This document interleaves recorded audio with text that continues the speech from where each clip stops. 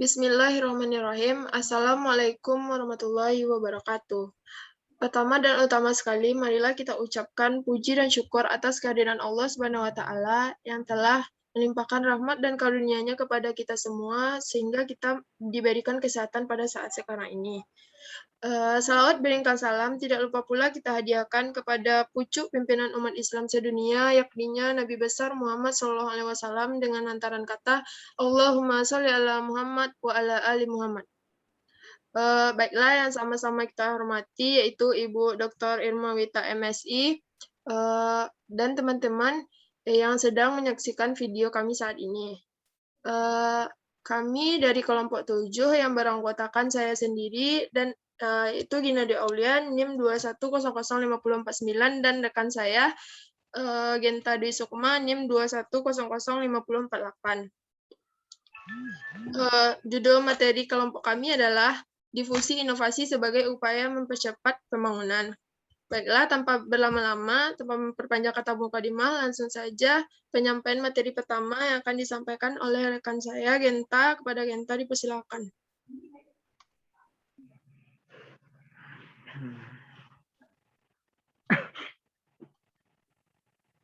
Baiklah, di sini saya akan membacakan materi kelompok kami. Yang pertama, pengertian difusi inovasi. Difusi inovasi terdiri dari dua padanan kata, yaitu difusi dan inovasi.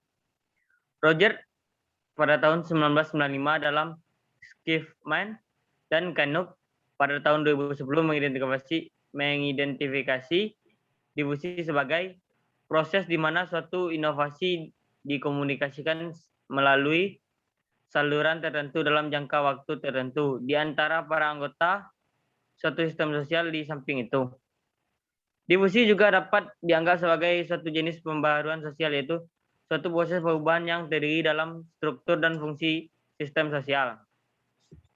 Inovasi adalah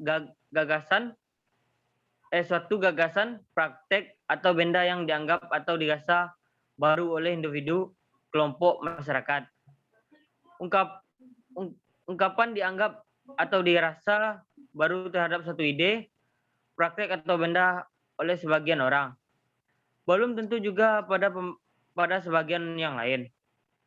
Kesemuanya tergantung apa yang dirasakan oleh individu atau kelompok terhadap ide, praktek, atau benda tersebut. Selanjutnya, agen pembaharu. Ibrahim mengemukakan bahwa agen pembaharu seorang profesional yang bertugas untuk mempengaruhi klien untuk mengambil keputusan mengikuti inovasi sesuai dengan tujuan akan dicapai oleh lembaga atau organisasi tempat agen pembaharu itu bekerja. Pekerjaan ini mencakup sebagai mana macam pekerjaan seperti guru, konsultan, penyuluh kesehatan, penyuluh pertanian, dan sebagainya.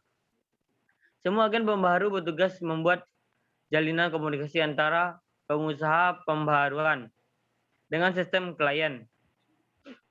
Menurut Roger,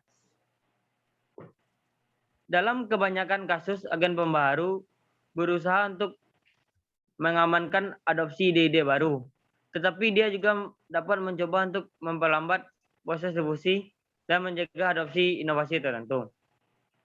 Menurut Kamus Besar Bahasa Indonesia, agen pembaharu adalah orang atau lembaga yang mendorong terciptanya perubahan sosial ekonomi secara berencana, seperti penyuluhan pertanian, guru, dan sebagainya.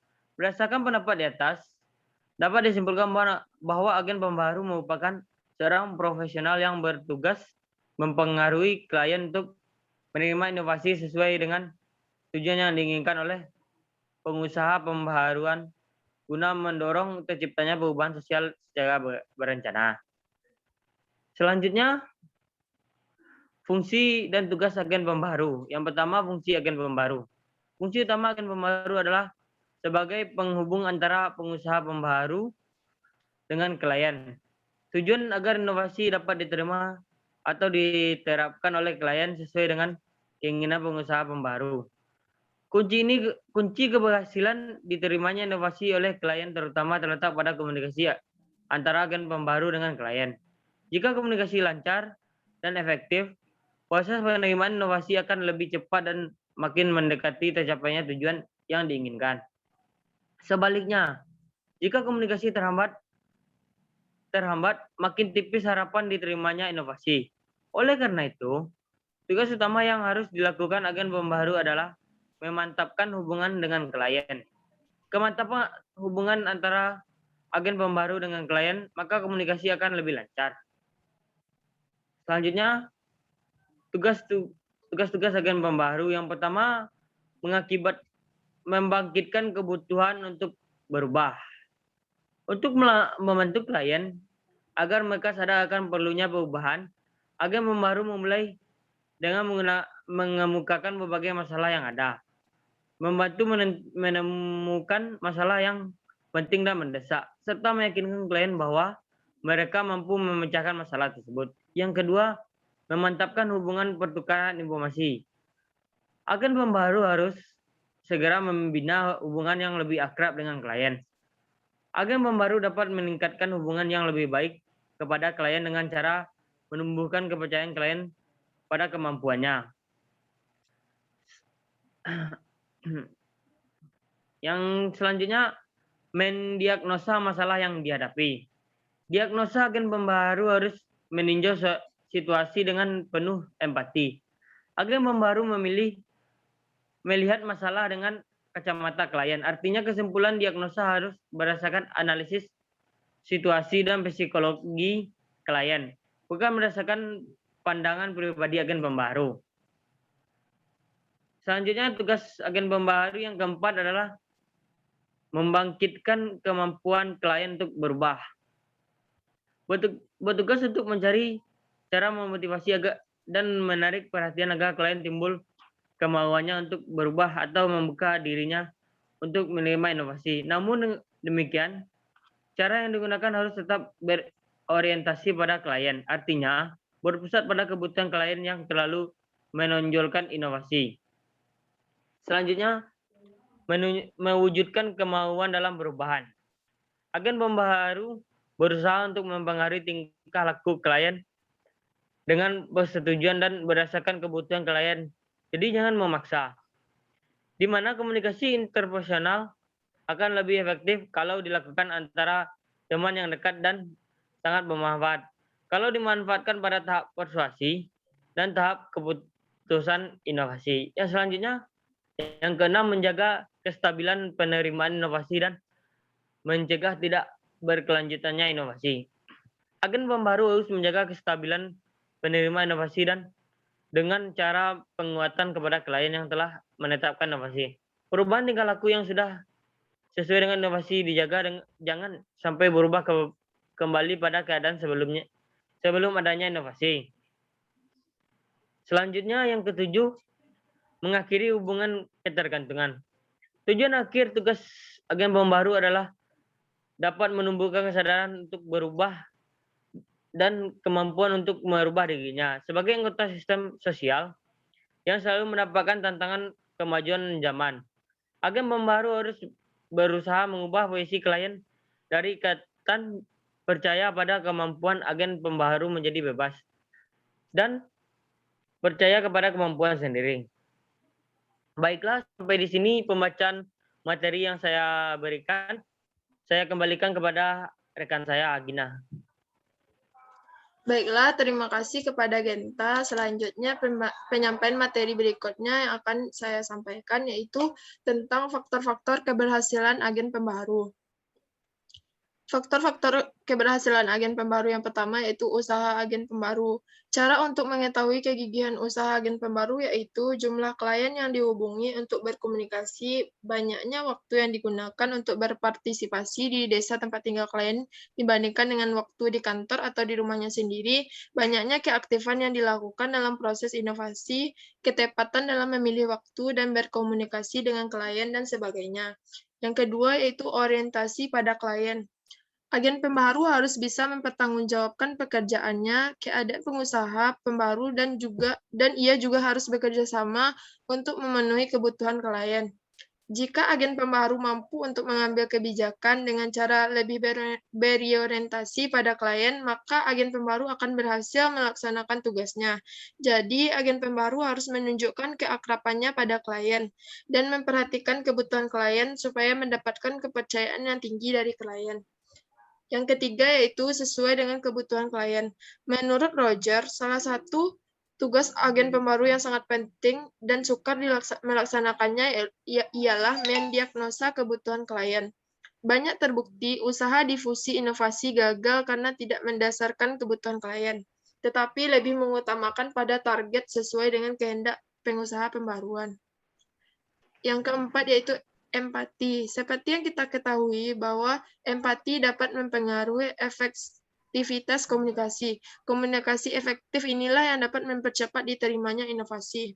Generalisasi bahwa keberhasilan agen pembaru berhubungan positif dengan empati terhadap klien. Yang kelima, homopili. Homopili adalah pasangan individu yang berinteraksi dengan memiliki ciri-ciri yang sama seperti bahasa yang sama, kepercayaan yang sama, adat istiadat yang sama, dan lain sebagainya. Yang keenam, kontak agen pembaru dengan klien yang berstatus rendah. Sesuai dengan prinsip homopili, bahwa agen pembaru lebih banyak kontak dengan klien yang berstatus lebih tinggi. Jadi timbul pendapat kurang benar bahwa agen pembaru juga bertanggung jawab kepada klien yang berstatus lebih rendah dalam pelaksanaan difusi inovasi. Salah satu cara untuk mengatasi hal tersebut adalah dengan cara memilih pembaru yang sependapat mungkin sama dengan klien. Contohnya sama daerahnya, sama bahasanya, dan sama kepercayaannya.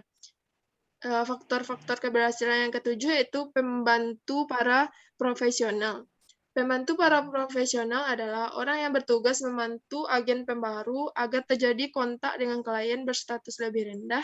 Pembantu para profesional dari segi pengetahuan tentang inovasi dan teknik penyebaran inovasi. Kurang dari agen pembaru, tetapi dengan mengangkat pembantu profesional pada keuntungannya yaitu biaya lebih rendah dapat kontak dengan klien yang berstatus lebih rendah dari agen pembaru karena pembantu para profesional lebih dekat dengan klien atau homopili.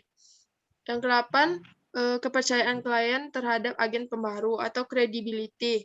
Pembantu agen pembaru kurang memperoleh kepercayaan dari klien jika ditinjau dari segi kompetensi profesional karena ia memang kurang profesional. Tetapi pembantu agen pembaru memiliki kepercayaan dari klien karena adanya hubungan yang akrab sehingga tidak timbul kecurigaan.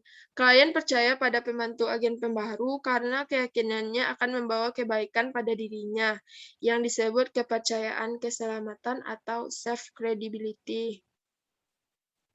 Baik, selanjutnya yang kesembilan, profesional semu. Salah satu yang ditemui sering dijumpai pembantu agen pembaru adalah timbulnya profesional semu yang terjadi karena pembantu agen pembaru bekerja seperti agen pembaru profesional. Biasanya jika pembantu agen pembaru menyadari adanya masalah profesional semu, mereka akan berusaha dan berhati-hati dalam bertindak sehingga terhindar dari hambatan yang terjadi profesional semu tersebut. Yang ke-10, pemuka pendapat. Dari berbagai pengalaman dan pengamatan para ahli menunjukkan bahwa banyak difusi inovasi berhasil dengan cara memanfaatkan pemuka pendapat yang ada dalam sistem sosial. Agen pembaru cukup berkomunikasi dengan beberapa orang pemuka pendapat. Tidak perlu berkomunikasi dengan semua anggota sosial satu persatu. Dan banyak difusi inovasi yang menunjukkan jika pemuka pendapat telah menerima dan menerapkan inovasi akan segera diikuti oleh anggota sistem sosial yang lain, bahkan mungkin sukar untuk menghentikannya. Yang ke-11 yaitu kemampuan klien untuk menilai inovasi. Keberhasilan agen pembaru berhubungan positif dengan meningkatnya kemampuan klien untuk menilai inovasi. Tetapi pada umumnya agen pembaru hanya bekerja dalam jangka pendek, terutama untuk melancarkan proses kecepatan diterimanya inovasi.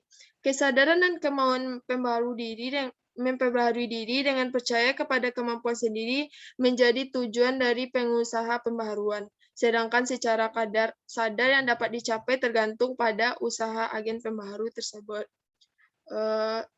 Baiklah, Sekian diskusi dari kelompok 7. Apabila ada kata-kata yang salah, mohon dimaafkan.